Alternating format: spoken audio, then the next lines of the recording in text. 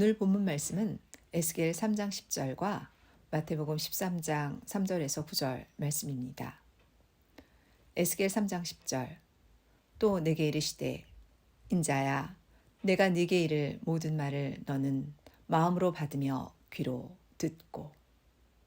마태복음 13장 3절에서 9절 예수께서 비유로 여러 가지를 저희에게 말씀하여 가라사대 씨를 뿌리는 자가 뿌리려 나가서 뿌릴새 더러는 길가에 떨어짐에 새들이 와서 먹어버렸고 더러는 흙이 얇은 돌밭에 떨어짐에 흙이 깊지 아니하므로 곧 싹이 나오나 해가 돋은 후에 타져서 뿌리가 없으므로 말랐고 더러는 가시떨기 위에 떨어짐에 가시가 자라서 기운을 막았고 더러는 좋은 땅에 떨어짐에 혹 100배 혹 60배 혹 30배의 결실을 하였느니라. 귀 있는 자는 들으라 하시니라. 이는 하나님의 말씀이니라. 아멘. 할렐루야. 귀한 찬양 감사드립니다. 지금 이제 듣는 것에 대해서 계속 말씀을 나누고 있는데요. 오늘 들을 수 있는 마음밭, 들을 수 있는 마음밭이라는 제목으로 말씀을 사용하도록 하겠습니다. 제가 오늘 한 가지 이야기를 좀 드리려고 합니다. 에블린 글렌이라는 사람이 있습니다. 세계적인 최고의 타악기 연주자로 유명하신 분입니다. 에블린 글렌이. 이분이 원래는 마림바, 드럼, 콩각, 붕고, 탐탐 이런 타악기들이 있어요. 세계적인 이제 타악기들 있죠. 세계의 타악기들 모든 것들 다루실 수 있는 이제 그런 연주자였는데 이분이 지금 어떤 경제에 이르렀냐면 이분이 천둥 소리, 번개 소리, 또 아스팔트 위에 떨어지는 빗소리까지 어김없이 타악기로 그것을 만들어내시는 분이에요. 지금 이제 40주에 이제 들어섰는데, 근데 이런 세계적인 그 타악기 연주가이신 분이 실은 어떤 분이냐면은 귀가 전혀 안 들리세요. 귀가 전혀 안 들리세요. 근데 어떻게 그걸 연주를 할까? 어떻게 천둥 소리, 번개 소리, 비 내리는 소리까지 전부 다 이걸 흡수를 해서 그 타악기로 이 연주를 할 수 있을까요? 이분이 원래는 그 여자분이신데 12세 때 청력을 완전히 잃으셨습니다. 12세 때. 완전 청력을 잃었어요.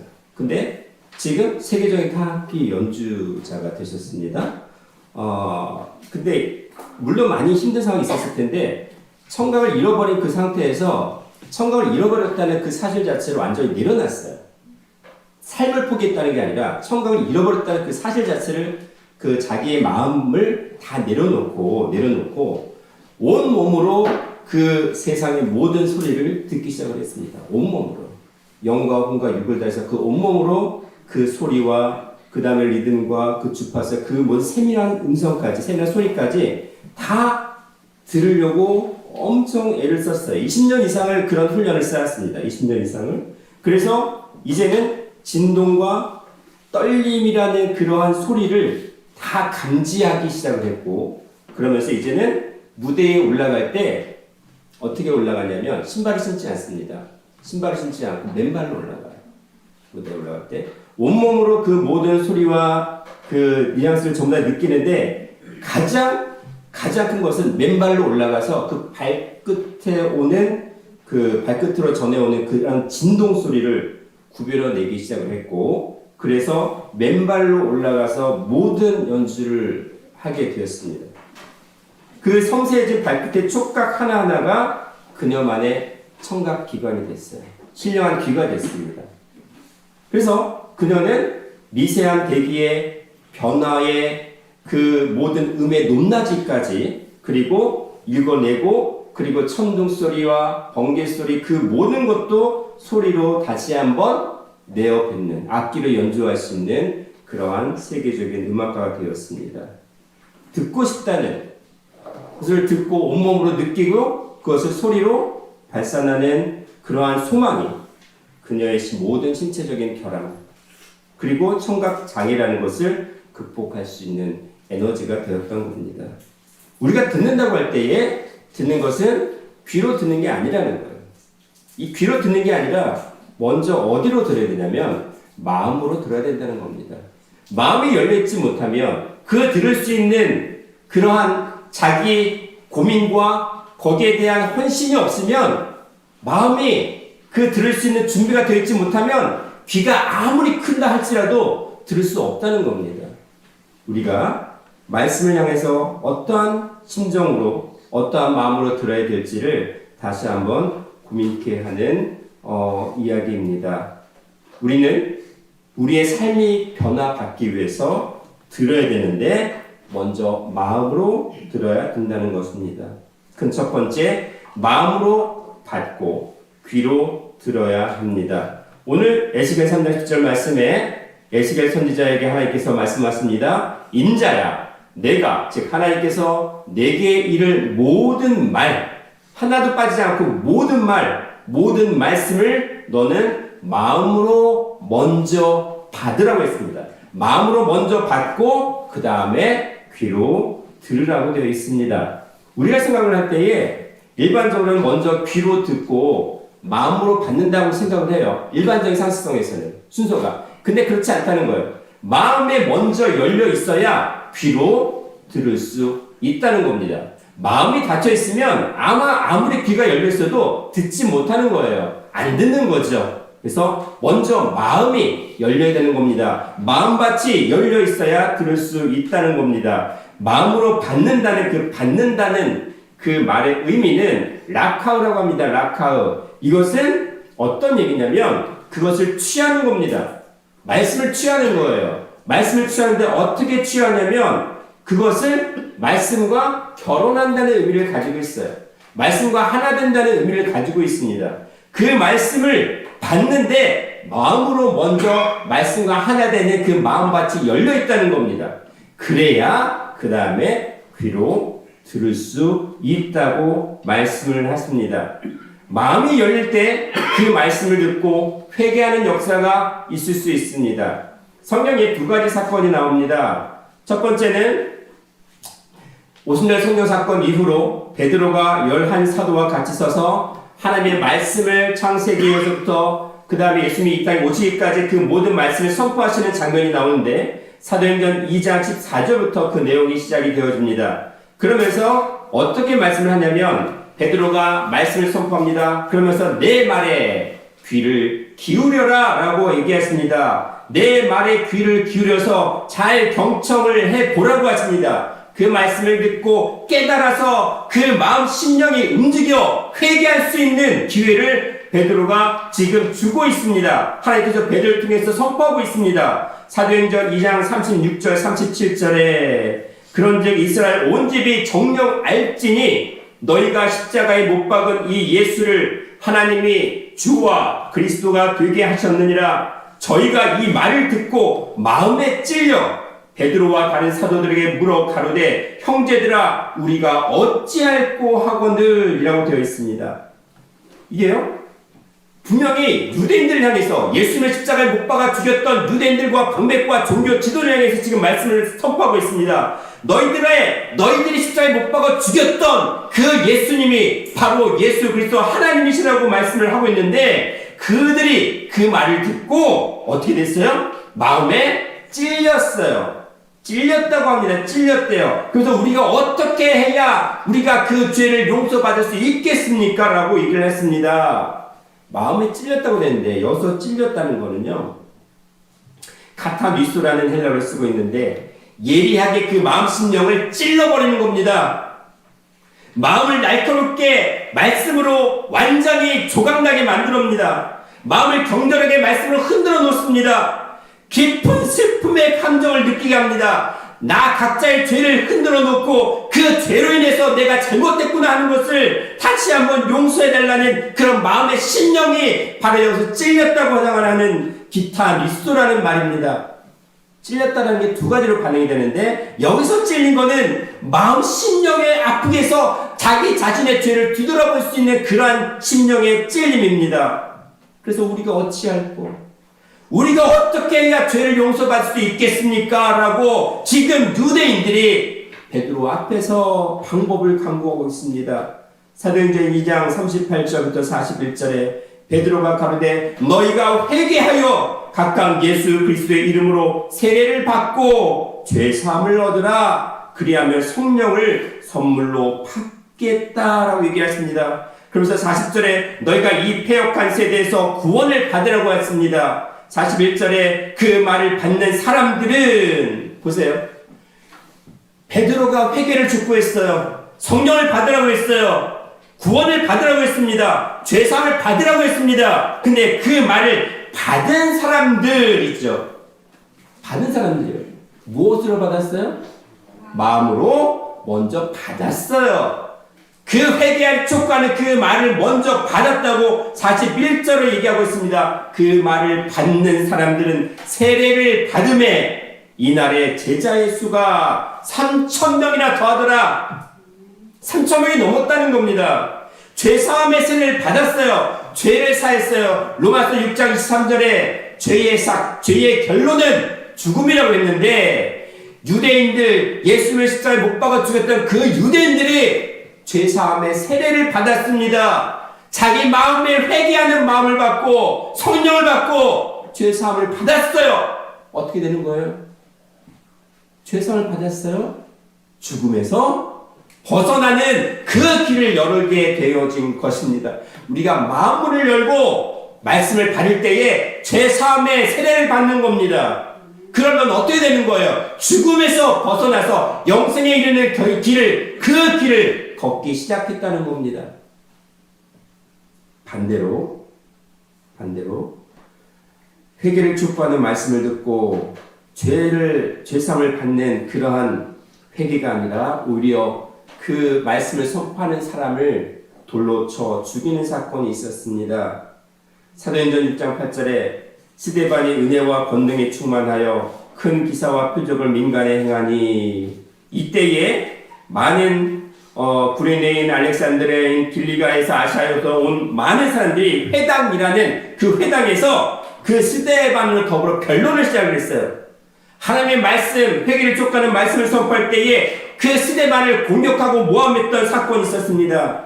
사도행전 6장 10절 그럼에도 불구하고 스데반이 지혜와 성령으로 말함을 저희가 능히 당치 못했어요. 스데반 한 사람을 많은 사람들이 달려붙어서 공격을 했지만 성령으로 하시는 그 말씀을 능히 이기는 자가 없었습니다. 사도행전 6장 11절 13절에 사람들을 가르쳐 말시키되 이 사람이 모세와 및 하나님을 모독하는 말하는 것을 우리가 들었노라. 거짓말로 스데반을 지금 공격하고 있습니다. 12절에 백성과 장로와 서기관들을 충동을 시켰습니다. 와서 잡아가지고 공회에 이르렀습니다.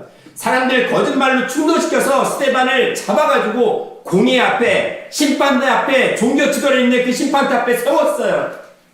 그래서 거짓 증인들을 세웠습니다. 이 사람이 거룩한 것과 율법을 거스려 말하기를 마지 아니하는도다 라고 사도행전 6장 13절에 말씀을 하셨습니다.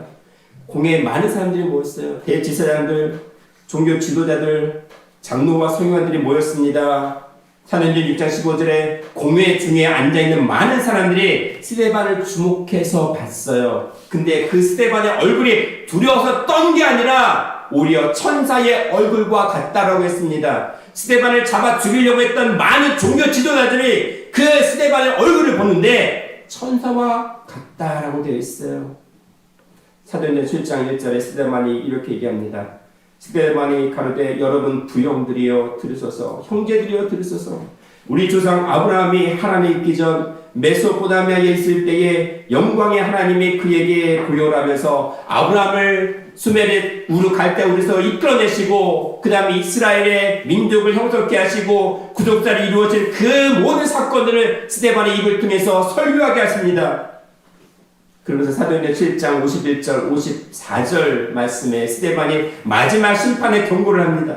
목이 곧고 마음과 귀에 할례를 받지 못한 사람들아 라고 되어 있습니다. 제가 지난 시간에 할례는 말씀의 돌로 죄악의 피를 끊어버리는 것, 사망의 피를 끊어버리는 것, 즉 영생에 이르게 하는 것이라고 말씀을 드렸습니다. 목이 곧고 교만한 자들, 죄악에 아직도 속해 있는 자들에게 말씀을 합니다. 너희가 항상 성령을 거스려 하나님의 영을 거스려서 적 그리스도가 되어서 너희 조상과 같이 너희도 하는도다.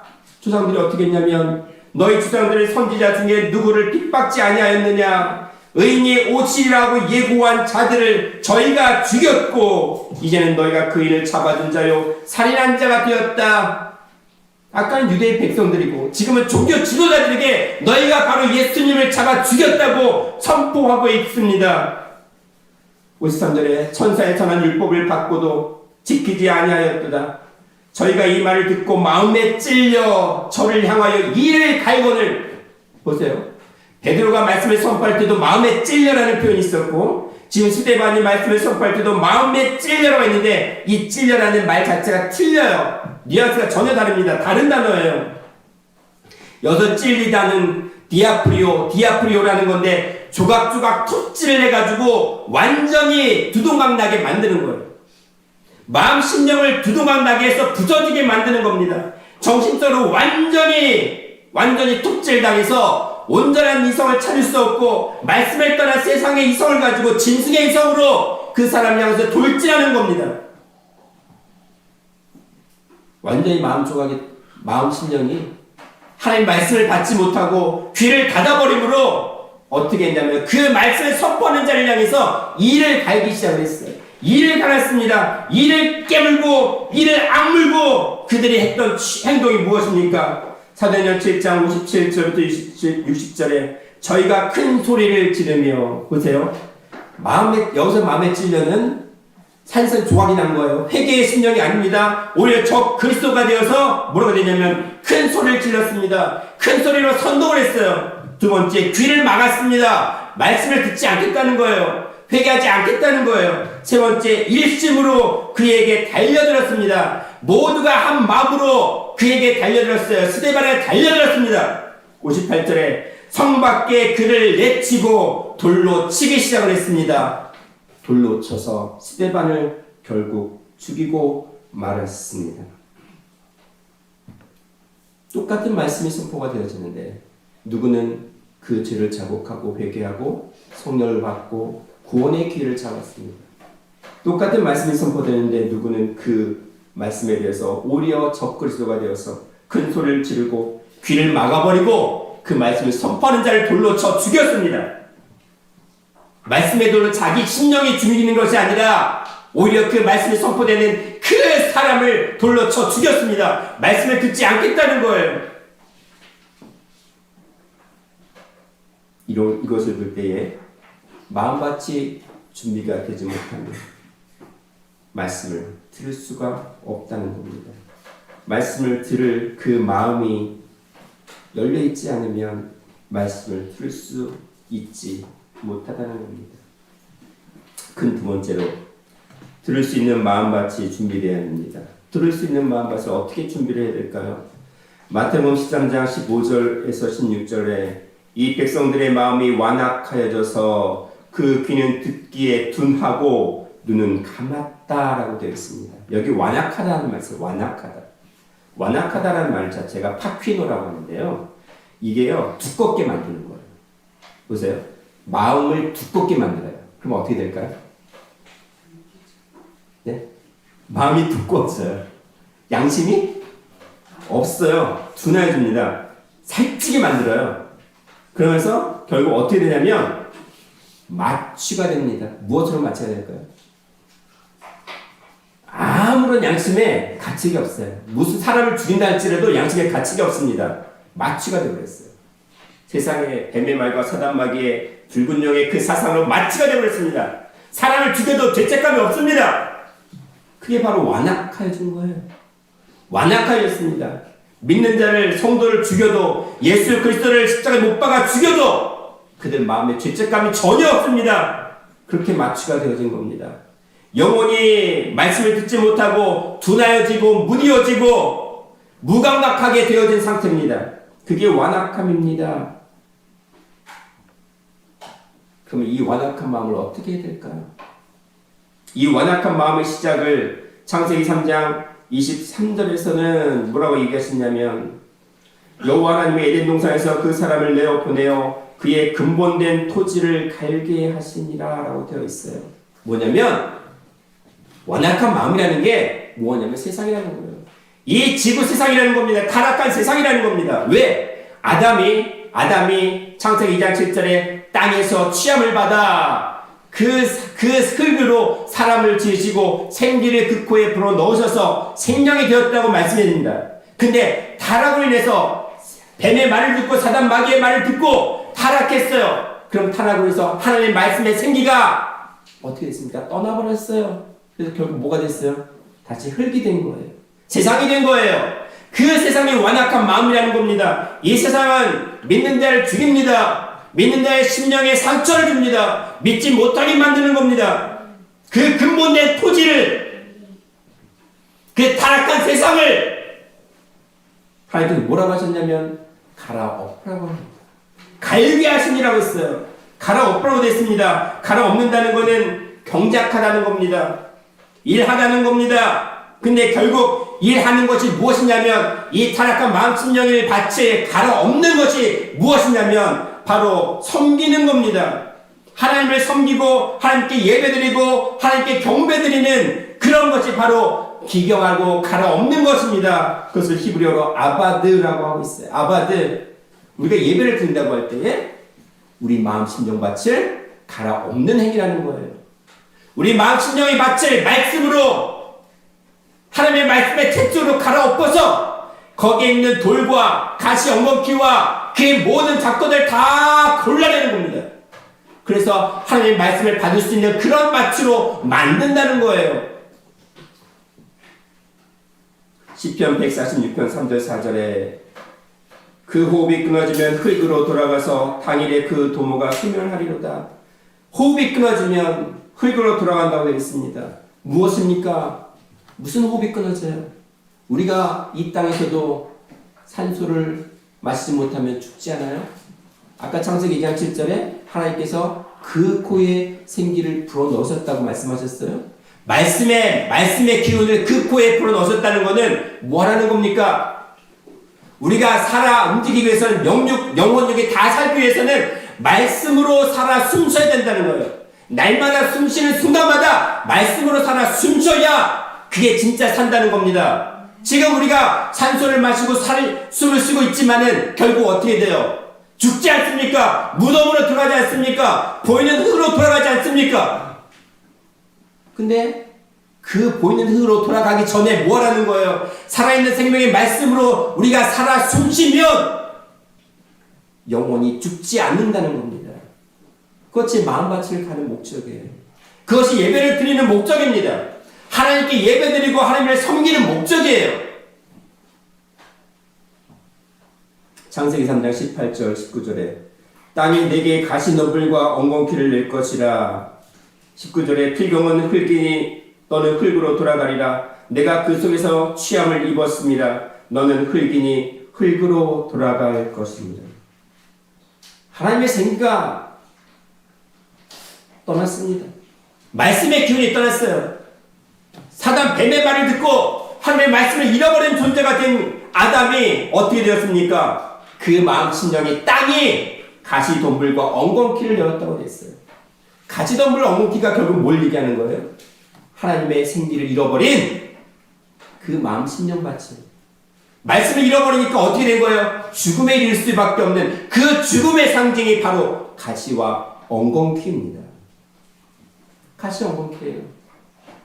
우리 마음 심령 밭에 가시와 엉겅퀴가 계속 있으면 우리는 우리의 인생의 결론은 이 땅에서 아무리 잘났어도 그 결론은 무엇입니까? 죽음밖에 없어요. 우리가 신앙생활을 하는 이유가 무엇입니까? 그 죽기 위해서 신앙생활을 하는 게 아니라는 겁니다. 우리의 원래 모습은 죽지 않는 거예요. 그게 하나님의 자녀 아니겠습니까? 하나님이 영원하신 분이라면 하나님을 믿는 우리 하나님의 자녀들도 죽지 않고 영원한 삶을 누려야 되는 거 아닙니까? 그래서 하나님께서는 묵은 땅을 기경하라고 하십니다. 묵은 땅을 기경해야 됩니다.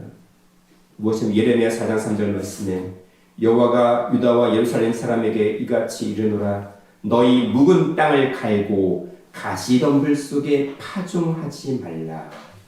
묵은 땅을 갈래요.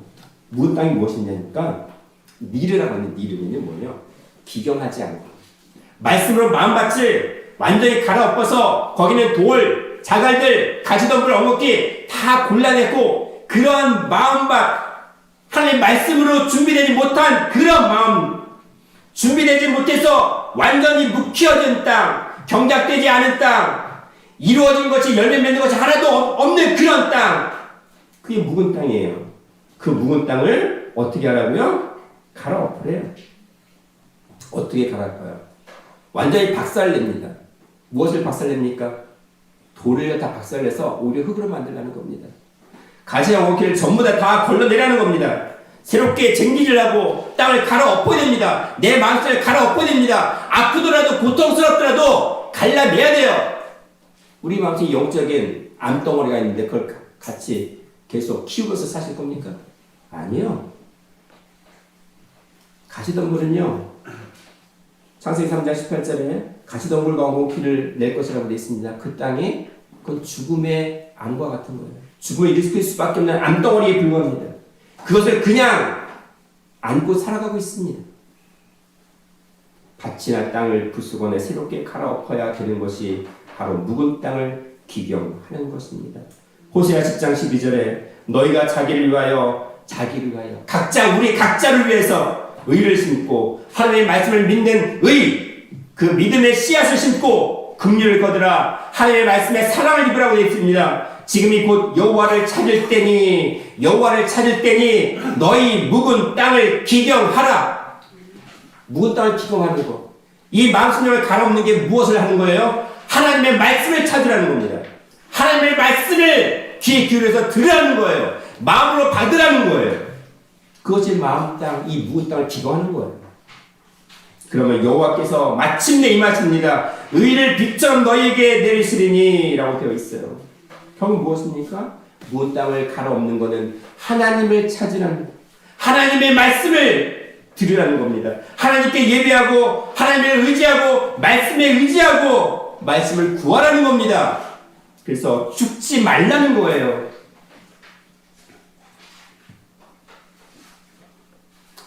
세 번째로 밭을 갈아엎어버린 좋은 땅이 되라고 했습니다. 오늘 본문 말씀 마태복음 13장 18절 23절 말씀과 그리고 마태복음 13장 3절부터 9절 말씀 보면 그 3절부터 9절 말씀을 마태복음 13장 18절 23절에서 해석을 했습니다. 예수께서 말씀하셨어요. 자, 씨 뿌리는 비유를 들으라고 돼요. 씨 뿌리는 비유를 뭐 하라고요? 들으라고 했어요. 무엇으로 들어요? 무엇으로 들어요? 예? 마태복음 13장 9절에 귀 있는 자는 들으라고 했잖아요. 그럼 뭐 해야 돼요? 먼저 내 마음 심령이 먼저 열려서 그 말씀을 들어서 깨달아야 되는 거예요. 그래서 들을 수 있는 거예요. 마음이 깨닫지 못하면 귀로 듣지 못합니다. 그러면서 뭐라고 얘기하십니까? 천국 말씀을 듣고, 씨가 천국 말씀이라는 거죠? 19절에 마태복음 13장 19절에 천국 말씀을 듣고, 자, 씨를 뿌리는 게 뭐예요? 천국 말씀을 듣는 행위죠. 그렇죠? 듣고 깨닫지 못할 때는 어떻게 되는 거예요? 깨닫지 못해요. 말씀을 듣는데 깨닫지 못합니다. 그럼 뭐예요? 마음밭이 어떻다는 거죠? 여기 밭을 보면 네 가지 밭이 나와요. 네 가지 밭이 나오는데 상황이 뭐냐면 밭이 따로따로 있는 게 아니에요. 밭이 따로따로 있는 게 아니라 말씀을 하나님께서 뿌립니다. 예를 들어서 이 지구라는 땅 속에, 지구라는 땅에 하나님의 말씀의 씨를 뿌립니다. 말씀을 선포합니다. 그쵸? 지구라는 땅은 하나잖아요. 근데 그 지구라는 땅은 어느 한 곳에는 말씀을 들어도 깨닫지 못하는 그런 길가밭이 있어요. 길가밭은 어때요? 사람이 밟고 지나가면서 세상의 발로 해서 계속 단단해지고 그것에 단단해서 이제는 말씀의 씨가 떨어져도 그 씨가 싹을 틔울 수 있는 그런 뿌리를 낼 수 있는 그런 땅이 아닙니다. 그쵸? 완전히 단단해졌어요. 아까 단단해진 게 어떻게 단단해진 거예요? 세상의 사상으로 맞추려진 겁니다. 더 이상 말씀을 들을 수 있는 여지가 전혀 없어요. 깨닫지 못합니다. 그래서 그것이 어떻게 돼요? 길가에 뿌리운 자라고 되어 있어요. 말씀을 듣고 깨닫지 못하는 그 상태. 아예 못 들었습니다. 길가밭이에요. 두 번째는 돌밭입니다. 돌밭에 뿌렸어요. 말씀을, 자, 돌밭을 보시면 돌이 많이 있어요. 근데 그 사이에 뭐가 있어요? 그나마 땅이 있잖아요. 돌밭이어도 그 사이에 흙이 있잖아요. 그 사이사이로 말씀의 씨앗이 떨어집니다. 그 다음 말씀을 들어. 근데 잠깐 기뻐해요. 근데 어떻게 되는 거예요? 네? 말씀을 듣고 잠시 기쁨을 받아요. 기쁨으로 받되라는 거는 마음이 그 말씀을 듣기는 했죠. 받았지요. 그런데 그 속에 뿌리가 없어. 뿌리를 내지 못해요. 왜? 그 속에까지 돌들이 자가들이 꽉 차 있어요. 뿌리를 내리지 못합니다. 말씀을 약간 듣긴 했어요. 마음으로 기쁜 거네, 좋은 거네, 맞아, 이렇게 기쁜 말씀이 있었구나, 그렇게 말씀을 들어야 되겠구나 했는데 뿌리를 내리지 못합니다. 어떻게 해요? 예배 드릴 때는 말씀을 기쁨을 받았는데 나가자마자 뿌리를 내지 못하고 그냥 다 없어집니다. 그냥 다 잃어버립니다. 그게 돌밭이라고 해요. 돌밭. 그 속에 뿌리가 없어 잠시 견디다가 말씀을 인하여 환난이나 핍박이 일어나는 때는, 즉 여러 가지 돌들 자갈들이 많이 섞여 있는 그 환난이나 핍박이 있을 때는 바로 넘어진다고 되어 있습니다. 자, 세 번째 밭이 나옵니다. 가시떨기에 뿌리웠다는 것을 하면서 말씀을 들으나 세상의 염려와 재래의 유혹과 그 모든 사상으로 말씀이 막혀서 열매를 맺지 못한다라고 되어 있는데, 가시떨기 제가 아까 말씀을 드렸어요. 아담이 타락한 뒤에 그 땅이 뭘 냈다고요? 네? 뭘 냈어요? 가시덤불과 엉겅퀴 냈잖아요. 여기 가시덤불 나오잖아요. 예레미야 4장 3절에 가시덤불 속에 파종하지 말라고 되어 있잖아요. 뭡니까? 죽은 마음밭에는 더 이상 씨를 뿌릴 수, 말씀이 선포될 수가 없다는 거예요. 말씀을 듣지 못하고 열매를 맺지 못한다는 겁니다. 그럼 가시떨기에 뿌렸다는 것은 뭡니까? 말씀이 결실치 못하는 겁니다. 열매를 맺지 못한다는 거예요. 그럼 결국 뭡니까? 길가밭, 돌밭, 가시떨기밭, 이 세 가지 밭은 무엇이에요? 결국 사망에 이를 수밖에 없다는 겁니다. 교회 나온다고 다 구원받는 게 아니에요. 말씀을 잠깐 들으나 그 열매를 맺지 못하고 깨닫지 못하면 결국 사망에 이른다는 겁니다. 결국 그래서 23절에 좋은 땅에 뿌리웠다는 것은 말씀을 듣고 깨닫는 자니 결실하여 100배, 60배, 30배가 되느니라 라고 되어 있어요. 여기서 귀 있는 자는 들으라고 마태복음 13장 9절에 미리 결론을 말씀하셨습니다. 무엇입니까? 귀 있는 자는 듣는데 한 번 듣는 게 아니라 계속 들으래요. 본 말씀은 한 번 듣는 거 끝나는 것이 아니라 우리가 죽음에서 벗어나 영생의 열매를 맺을 때까지 계속 들으라고 명령하셨어요. 귀 있는 자는 계속 들어라. 언제까지요? 열매를 맺을 때까지. 그러면 좋은 땅에 뿌렸다는 건 몇 배예요? 30배, 60배, 100배인데 오늘 마태복음 13장 23절에서는 뭐부터 말씀하셨어요? 100배를 먼저 말씀하셨어요. 이왕이면 100배라는 거죠. 100배라는 건데 보이는 땅에서 100배 맞지만 영적으로는 어떤 개념일까요? 하나님의 말씀을 부분만 깨닫는 게 아니라 완전히 100% 완전하게 깨달으라는 거예요. 완전하게 100배의 열매라는 개념은 그냥 숫자의 100배 개념이 아니라 30% 일부가 아니라 60%의 일부가 아니라 100% 완전히 온전하게 깨달아서 그 말씀의 결론을 맺으라는 겁니다. 100% 완전히 100배의 열매를 맺는 그 결론이 바로 영생이라는 열매라는 거예요. 그것이 바로 내 마음 심정 밭을 갈아엎어서 가시덤불, 돌, 길가 같은 그 모든 거 다 긁어내야 되는 겁니다. 괴롭지요? 이 세상에 살면서 그렇게 살면 좋은데 이걸 이 마음 심정 다 뿌리 박히지 않았어요? 돌과 가시덩공기 그 모든 거 다 섞여 있잖아요. 그래서 우리가 밭을 갈아엎을 때 그게 다 나오지 않아요? 돌도 같이 섞여 나오지 않아요?